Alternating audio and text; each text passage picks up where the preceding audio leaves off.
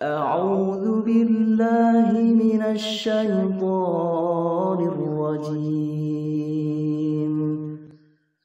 بسم الله الرحمن الرحيم. Assalamualaikum warahmatullahi wabarakatuh. A'udzu billahi minasy syaithanir rajim. Bismillahirrahmanirrahim. Alhamdulillahi rabbil alamin wa bihi nasta'inu ala umuri dunya waddin. Wassalatu wassalamu ala sayyidina Muhammadin wa ala alihi wa sahbihi ajma'in. Amma ba'd.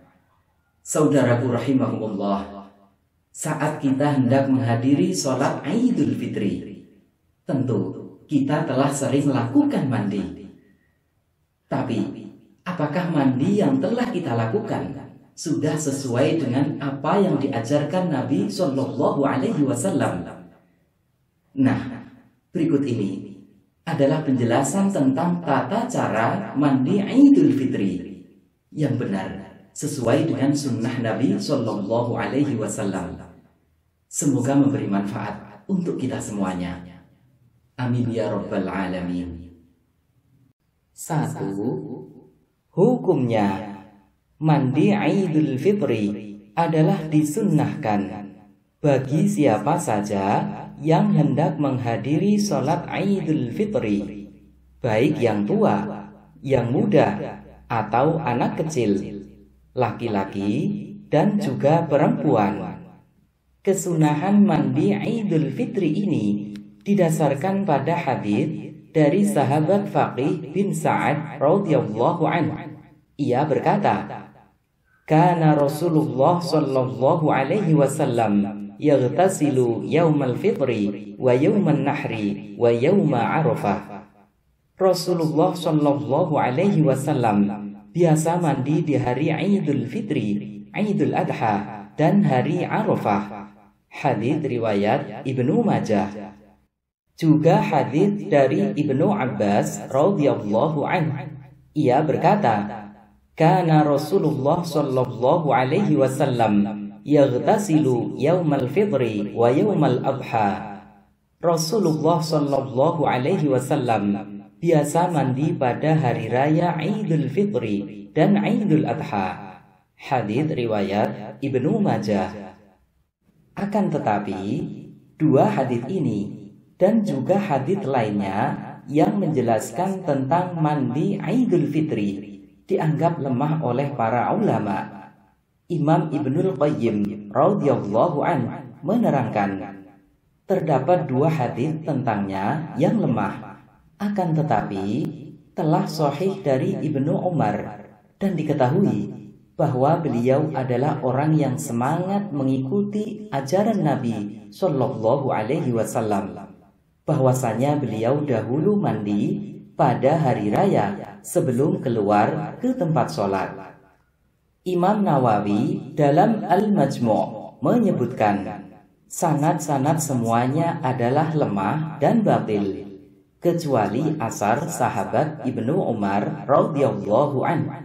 Karena itu, yang menjadi sandaran utama kesunahannya adalah asar atau peninggalan perilaku sahabat Nabi Shallallahu Alaihi Wasallam. Di antaranya sahabat Ali bin Abi Thalib, Salamah bin Aqwa, dan Ibnu Umar radhiyallahu anhum. Diriwayatkan dari sahabat Ali bin Abi Thalib radhiyallahu anhu bahwa seseorang pernah bertanya kepada beliau mengenai mandi. Lalu Ali menjawab, "Mandilah setiap hari jika kamu mau." Orang tadi berkata, "Bukan, maksudku manakah mandi yang dianjurkan?" Ali menjawab, "Mandi pada hari Jumat, hari Arafah, hari Idul Adha, dan Idul Fitri." Diriwayatkan oleh Imam Baihaqi dengan sanad yang sahih. Dan diriwayatkan dari Nafi' radhiyallahu anhu. Ia berkata, Ibnu Umar radhiyallahu anhu dahulu mandi pada hari Idul Fitri sebelum mendatangi tempat sholat. Diriwayatkan oleh Imam Malik dengan sanad yang sahih. Di samping asar sahabat, kesunahannya juga didasarkan pada dalil qiyas, yakni dengan menyamakan hukum mandi Idul Fitri ini dengan mandi Jumat. Imam Nawawi berkata, yang menjadi pegangan kesunahannya adalah asar dari Ibnu Umar dan qiyas pada mandi Jumat. 2. Waktu mandi Idul Fitri. Terkait dengan kapan mandi Idul Fitri ini dilakukan, ada 3 waktu. Pertama, waktu tidak sah. Kedua, waktu sah. Dan ketiga, waktu utama. Pertama, waktu tidak sah, yakni mandi sebelum tengah malam di malam Idul Fitri.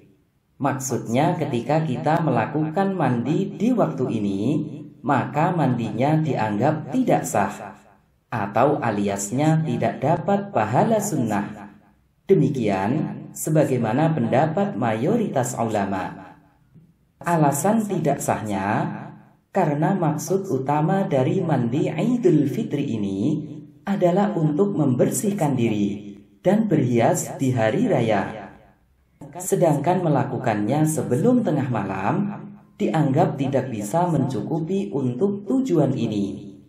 Bahkan Ibrahim Al-Bajuri dalam kitabnya Al-Bajuri menghukumi haram jika ia sengaja melakukan hal tersebut karena melakukan ibadah yang rusak. Kedua, waktu sah, yakni mandi setelah tengah malam atau sebelum fajar. Artinya apabila kita mandi di waktu ini, maka mandi kita dihukumi sah dan dapat pahala sunnah. Imam Nawawi menjelaskan, apabila kami mengatakan yang paling sahih, maka sah mandi Idul Fitri sebelum fajar. Ibnu Aqil memberikan alasannya, karena waktu sholat Idul Fitri lebih sempit ketimbang waktu sholat Jumat, sehingga apabila dibatasi dengan fajar, maka terkadang bisa terlewatkan. Ketiga, waktu utama. Waktu yang paling baik dan paling utama untuk melakukan mandi Idul Fitri ini adalah setelah fajar atau setelah subuh. Mandi di waktu ini dianggap paling utama karena lebih dekat dengan pelaksanaan sholat Idul Fitri dan hari raya Idul Fitri. Dalam Al-Muntaqo, Syarah Al-Muwatta disebutkan, dianjurkan mandi sesaat sebelum berangkat ke tempat ibadah. Ibnu Habib mengatakan, sebaik-baik waktu mandi adalah setelah sholat subuh. 3. Tata cara mandi Idul Fitri. Cara melakukan mandi Idul Fitri pada dasarnya adalah sama seperti mandi janabah atau mandi Jumat. Bedanya hanya pada niatnya saja. Jadi, cara mandinya sebenarnya sangatlah simpel bila dilihat dari fardu-fardunya, yakni pertama niat, kedua menghilangkan najis apabila terdapat pada badan orang yang hendak mandi, dan ketiga meratakan air ke seluruh rambut dan kulit atau seluruh badan. Akan tetapi, apabila dilakukan lengkap dengan sunnah-sunnahnya seperti yang diajarkan Nabi Shallallahu Alaihi Wasallam, maka tak cukup hanya itu saja. Aisyah radhiyallahu anha menjelaskan bagaimana praktek mandi yang pernah dilakukan Nabi Shallallahu Alaihi Wasallam, yakni seperti berikut. Apabila Nabi Shallallahu Alaihi Wasallam mandi karena junub, maka beliau memulainya dengan mencuci kedua telapak tangannya, kemudian berwudu sebagaimana wudu untuk sholat. Lalu beliau memasukkan jari-jarinya ke dalam air dan menggosokkannya ke kulit kepala. Setelah itu beliau menyiramkan air ke atas kepalanya dengan cidukan kedua telapak tangannya sebanyak 3 kali. Lalu beliau mengalirkan air ke seluruh kulitnya. Hadits riwayat Bukhari. Lebih jelasnya, Berikut adalah tertib pelaksanaan mandi dari fardu-fardunya, berikut sunnah-sunnahnya sesuai dengan sunnah Nabi Shallallahu Alaihi Wasallam, yakni pertama, ambillah air, kemudian basuhlah telapak tangan sebanyak 3 kali sambil mengawalinya dengan membaca bismillah. Kedua, bersihkan atau hilangkan semua najis dan kotoran yang menempel pada tubuh. Dalam hadits dari Maimunah radhiyallahu anha disebutkan tentang sifat mandinya Rasulullah Shallallahu Alaihi Wasallam, bahwasanya beliau membersihkan kemaluannya dan yang mengenainya dari kotoran. Hadits riwayat Bukhari. Ketiga, berwudu sebagaimana wudu ketika hendak sholat. Keempat, mengguyur bagian kepala sampai 3 kali. Nah, pada saat kita membasuh bagian pertama dari tubuh ini, jangan lupa untuk niat mandi Idul Fitri. Adapun lafal niatnya adalah seperti berikut. Nawaitul husla liyaumi Idul Fitri sunnatan lillahi ta'ala. Aku niat mandi untuk hari raya Idul Fitri, sunnah karena Allah Ta'ala.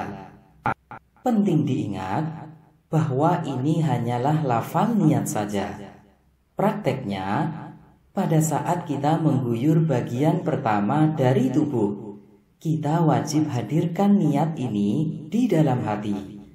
Jika kita tidak niat atau lupa niat, maka mandinya dianggap tidak sah. Kelima, menyiram anggota badan sebelah kanan hingga 3 kali. Kemudian menyiram anggota badan sebelah kiri hingga 3 kali juga. Keenam, membasuh rambut dan menyela pangkal kepala dengan cara memasukkan kedua tangan ke air, lalu menggosokkannya ke kulit kepala, dan kemudian menyiram kepala 3 kali. Ketujuh, menggosok bagian tubuh sebanyak 3 kali pada bagian depan dan belakang, juga menyela jenggot.